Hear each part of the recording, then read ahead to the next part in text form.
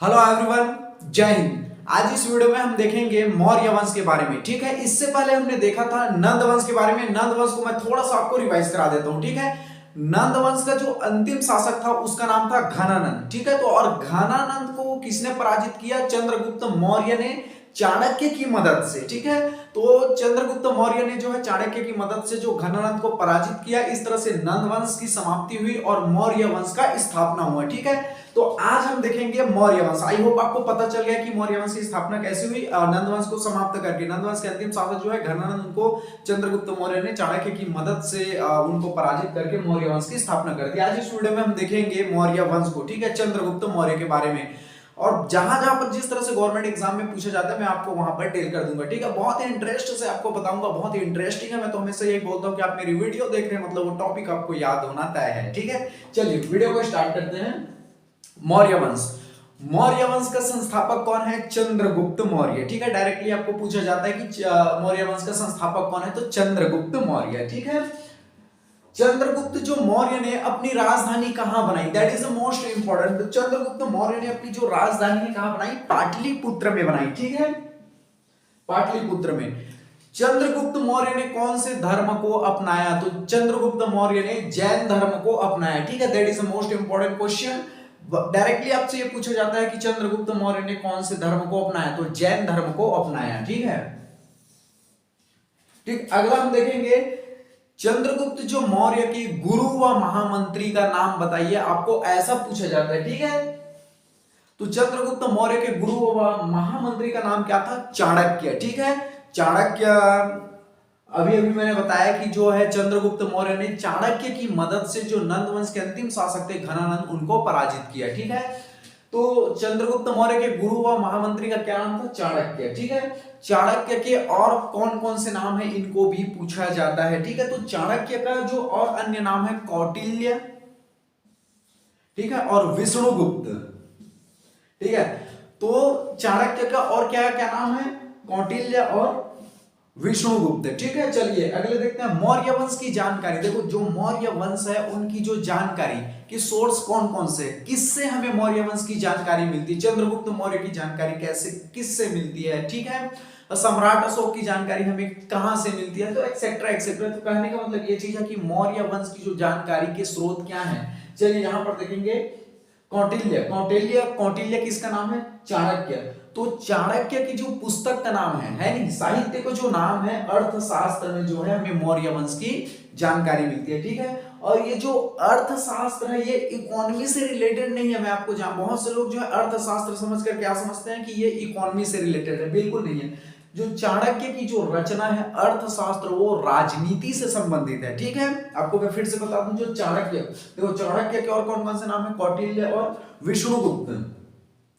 तो ये जो कौटिल्य की जो रचना का नाम है अर्थशास्त्र है। नाम से आप मत जाना कि अर्थशास्त्र जो है इकोनॉमी से रिलेटेड होगा, बिल्कुल नहीं। ये कौटिल्य की जो रचना है, चाणक्य की जो रचना का नाम है अर्थशास्त्र, किससे संबंधित है? राजनीति से संबंधित है। ठीक है, अगला हम देखेंगे मेगास्थनीज। मेगास्थनीज की जो रचना का नाम है इंडिका। ठीक है, डायरेक्टली आपको पूछे जाते हैं, जैसे आपको पूछ दिया जाएगा चाणक्य की रचना का क्या नाम है? अर्थशास्त्र। अर्थशास्त्र किससे संबंधित है? राजनीति से संबंधित है। ठीक है, मेगास्थनीज की रचना का नाम आपको पूछ दिया जाएगा इंडिका है। ठीक है, इंडिका। विशाखा, विशाखा दत्त की रचना का क्या नाम है? मुद्रा राक्षस। जितने बता रहा हूं that is the most important. मैं तो हमेशा बोलता हूं कि जितनी भी मेरी वीडियोस आती हैं पॉइंट ऑफ एग्जाम सिलेबस के अकॉर्डिंग रहता है। ठीक है, पूरे इंपॉर्टेंट फैक्ट्स मैंने सबमिट किए होते हैं, एक्स्ट्रा बिल्कुल नहीं सबमिट करता। मैं हमेशा एक बात और भी बोलता हूं कि पढ़ना क्या है, कितने को पढ़ना है, ये हमें पता होना चाहिए, वरना तो पढ़ने के लिए पूरी जिंदगी कम पड़ जाएगी। ठीक है, चलिए विशाखा दत्त की जो रचना का क्या नाम है? मुद्रा राक्षस। और रुद्र दामन का जो रचना का नाम है, सॉरी, रुद्र दामन का जूनागढ़ अभिलेख। ठीक है, तो इन सभी में जो है मौर्य वंश की जानकारी हमें मिलती है। ठीक है, और इनके नाम याद, देखो फॉर्मेट आप यहां पर मैं बता दूं, जो फॉर्मेट है, जैसे चाणक्य की रचना का क्या नाम है? अर्थशास्त्र, ऐसे आपको ध्यान में रखना है। मेगास्थनीज का आपको डायरेक्टली वन लाइनर क्वेश्चन पूछ दिया जाएगा, मेगास्थनीज की रचना का क्या नाम है? इंडिका। ठीक है, इस तरह से आपको ध्यान में रखना है। चलिए, चाणक्य के अनुसार राजा के 7 अंग, आपको क्वेश्चन दे दिया जाएगा, चाणक्य के अनुसार जो राजा के अंग है 7 अंगों के नाम लिखिए। आपको मेंस में भी 2 नंबर में आपको पूछ सकता है, ठीक है। तो चाणक्य के अनुसार राजा के कितने अंग थे? 7 अंग थे। अब वो 7 अंग कौन कौन से थे, इनको हमको देखना है, ठीक है। सबसे पहले राजा, चाणक्य के अनुसार राजा के 7 अंग थे। तो राजा, राजा जो है कोई भी क्षेत्र को हो, साम्राज्य को हो या देश का हो, ठीक है, हम आपको समझाने के लिए बोल रहे, राजा योग्य होना चाहिए, कुशल होना चाहिए, ठीक है, समझदार होना चाहिए। तो चाणक्य के अनुसार राजा के 7 अंगों में सबसे पहले राजा क्या होना चाहिए? योग्य होना चाहिए, कुशल होना चाहिए, ठीक है। अमात्य, अमात्य का मतलब होता है मंत्री। राजा के जितने भी मंत्री हैं, जितने भी विभाग उनको दिए गए हैं, उनमें वो अच्छे से काम करे, ठीक है, बहुत ही उसमें योग्य हो, कुशल हो। तो अमात्य, अमात्य का मतलब होता है मंत्री, याद रखना, ठीक है। तो चाणक्य के अनुसार हम राजा के 7 अंग देख रहे हैं। सबसे पहले हमने देखा, क्या देखा? राजा, राजा जो है योग्य हो, कुशल हो। अमात्य का मतलब होता है मंत्री, ठीक है। जनपद का मतलब ये होता है कि हम आपको समझाने के लिए एक पर्टिकुलर विशेष एरिया हो गया या क्षेत्र हो गया, जैसे जिस भी देश की जो जनपद है या फिर जो जनपद है जैसे कृषि से संबंधित हो, तो वहां की जमीन बहुत अच्छी उपजाऊ होनी चाहिए, वहां खनिज संपदा अच्छी होनी चाहिए, वहां पर वन संपदा भी अच्छी होनी चाहिए। तो कहीं ना कहीं उस देश की, उस साम्राज्य का डेवलपमेंट बहुत अच्छे से होता है, ठीक है। अगर कृषि करने के लिए अच्छी अच्छी उपजाऊ जमीन होगी तो स्वाभाविक सी बात है वहां पर इकोनॉमी अच्छा होगा, ठीक है। तो जनपद का मतलब वही होता है कि पर्टिकुलर जो उस एरिया में, उस क्षेत्र में वन संपदा, खनिज संपदा, कृषि संपदा सभी अच्छे से डेवलप होनी चाहिए। दुर्ग का मतलब होता है किलाबंदी, ठीक है। तो कोई भी जो राजा का जो साम्राज्य है वो, ठीक है, वो किलाबंदी होना चाहिए, चारों तरफ से सुरक्षित होना चाहिए, ठीक है, ताकि कोई विदेशी शत्रु हो गया या अन्य जो दुश्मन जो है इस पर जो है अटैक ना कर सके, ठीक है। तो चाणक्य के अनुसार ये राजा के 7 अंगों में दुर्ग मतलब किलाबंदी, उनका चारों ओर से जो बॉर्डर हो, कहने का मतलब ये चीज हो, वो सुरक्षा हो, सुरक्षात्मक हो, ठीक है, इतना आपको ध्यान रखना। मित्र, कोई भी देश के राजा का जो मित्र हो बहुत ही अच्छा हो, ताकि आसपास के आप पड़ोसी देशों को देख लें तो उनके साथ मित्रता अच्छे हो, अन्य देश के राजा के साथ उनका मित्रता अच्छे हो, ठीक है। तो कहने का मतलब ये चीज है कि जब आप अब एक देश दूसरे देश के राजा जो है आपस में संबंध होंगे तो सभी कार्य कुशल अच्छे रहेंगे, कोई प्रकार का वैमनस्य नहीं होगा, आदान प्रदान कोई भी कार्य को लेकर बहुत अच्छे से होगा। तो ये मित्रता एक देश से दूसरे देश के राजा के साथ होना भी बहुत ज्यादा जरूरी है। अगला हम देखेंगे 6वें नंबर पर कोष। कोई भी देश को चलाने के लिए, कोई भी साम्राज्य को चलाने के लिए कोष या धन का होना बहुत ज्यादा जरूरी है, ठीक है। अगला हम देखेंगे चाणक्य के अनुसार राजा के 7 अंगों में 7वां जो अंग है दंड। कोई भी देश में दंड व्यवस्था होना बहुत ही ज्यादा जरूरी है, क्योंकि इससे क्राइम करने वाले लोग डरेंगे, ठीक है। इतनी खतरनाक दंड होने चाहिए कि उस कार्य को, गंदी काम करने से पहले लोगों को 1000 बार सोचना पड़े, ठीक है। तो ये चाणक्य के अनुसार जो है 7 अंग आपको ध्यान में रखना है, ठीक है। चलिए अगला देखते हैं। 305 ईसा पूर्व में चंद्रगुप्त मौर्य और यूनानी शासक सेल्यूकस के बीच युद्ध हुआ, ठीक है, ध्यान से समझिए। 305 ईसा में चंद्रगुप्त मौर्य और यूनानी शासक का क्या नाम था? सेल्यूकस। सेल्यूकस के बीच युद्ध। देखो, अब चंद्रगुप्त मौर्य का गुरु व महामंत्री कौन था? चाणक्य, ठीक है। और चाणक्य इतना दिमाग वाला व्यक्ति था, चंद्रगुप्त मौर्य भी नो डाउट बहुत ही कुशल, बहुत ही अच्छे शासक, योग्य शासक रहे हैं। और इनके जो गुरु और महामंत्री का क्या नाम था? चाणक्य, ठीक है। तो चंद्रगुप्त मौर्य का जो यूनानी शासक सेल्यूकस के बीच युद्ध हुआ, ठीक है, आपको ध्यान से नाम याद रखने, सेल्यूकस, यूनानी शासक का क्या नाम था? सेल्यूकस। अब इन दोनों के बीच युद्ध हुआ तो 1-2 दिन में ही जो है सेल्यूकस इनसे हारने ही वाला था, पराजित होने वाला था, युद्ध में इनकी जान भी जा सकती थी, ठीक है। किसका? सेल्यूकस का। तो सेल्यूकस ने अपनी जान बचाने के लिए अपनी पुत्री को, हेलेना को जो है युद्ध में उतार दिया, ठीक है।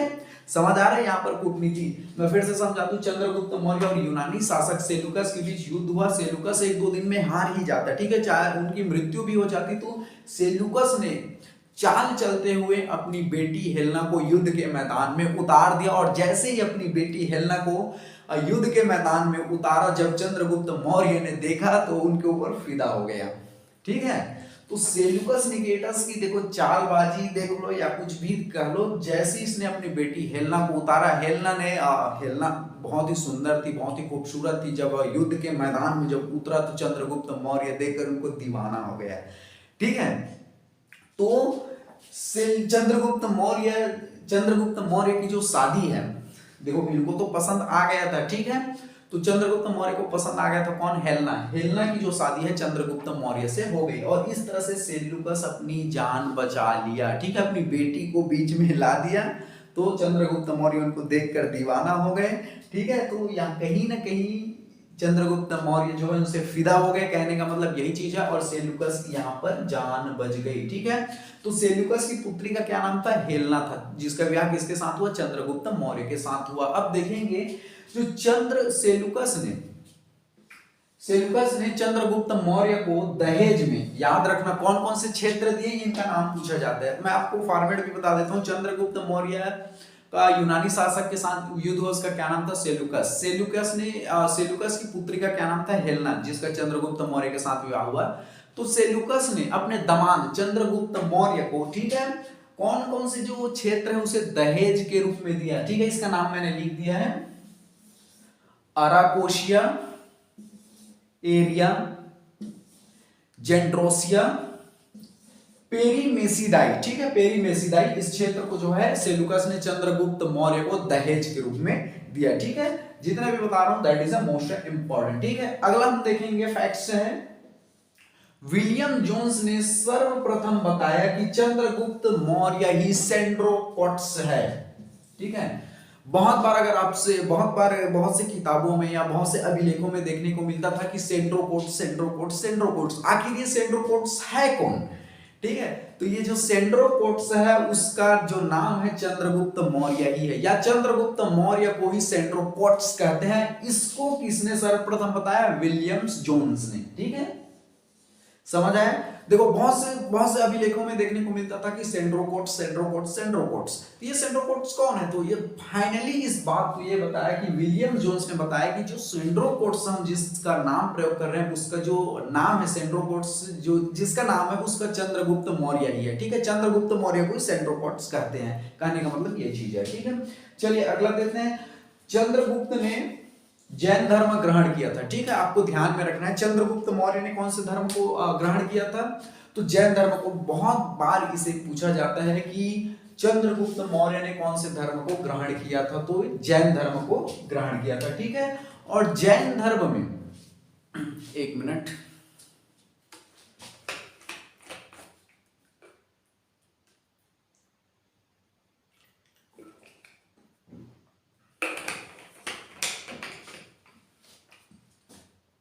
चलिए, चंद्रगुप्त मौर्य ने कौन से धर्म को ग्रहण किया था, जैन धर्म को ग्रहण किया था, ठीक है। और जैन धर्म में एक होती है संलेखना पद्धति, आपको ध्यान में रखना है। संलेखना पद्धति का मतलब यह होता है कि भोजन व पानी को त्याग करके मृत्यु को पा लेना, ठीक है। संलेखना पद्धति का मतलब यह होता है जैन धर्म में कि भोजन व पानी को त्याग देना, ठीक है, और धीरे धीरे अपने जीवन को समाप्त कर देना, ठीक है। तो चंद्रगुप्त मौर्य ने जैन धर्म ग्रहण किया तथा श्रवण बेलगोला, मैसूर कर्नाटका, ठीक है, श्रवण बेलगोला में संलेखना विधि से शरीर को अपने त्याग कर दिया, ठीक है। बहुत बार पूछा जाता है कि वह कौन सा शासक है जिसने जैन धर्म को ग्रहण किया और संलेखना विधि से जो है अपने जीवन को त्याग दिया, तो वो कौन सा शासक है, चंद्रगुप्त मौर्य। आपको स्टेटमेंट में ऐसे ही पूछा जाता है, ठीक है। जिस तरह से फॉर्मेट में पूछा जाता है मैं वहां पर आपको डील करते चला जा रहा हूं, ठीक है। चलिए एक लास्ट फैक्ट है, चंद्रगुप्त मौर्य की शासन व्यवस्था का जो लक्ष्य था,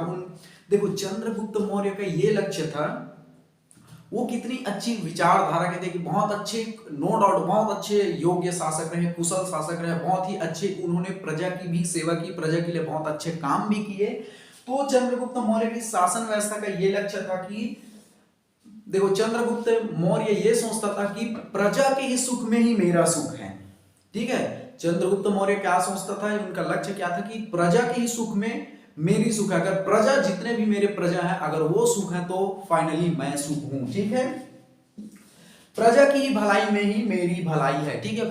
चंद्रगुप्त मौर्य क्या कहता था कि प्रजा की जो भलाई में ही राजा की भलाई है। आजकल के नेताओं को देख लो, जो नो डाउट्स देखो, चंद्रगुप्त मौर्य को देखो क्या सोचता था कि प्रजा की भलाई में भैया मेरी भलाई है, लेकिन आजकल के नेता को देख लो, अपनी भलाई हुई बाढ़ में जाए जनता, कोई लेना देना नहीं उनको जनता को, ठीक है। तो ये यूं ही चंद्रगुप्त मौर्य का इतिहास में ऐसा ही नाम नहीं है, ठीक है। तो राजा को देखो, चंद्रगुप्त मौर्य ये भी कहता था, उनका ये लक्ष्य था कि राजा को जो अच्छा लगे वो नहीं करना चाहिए, ठीक है।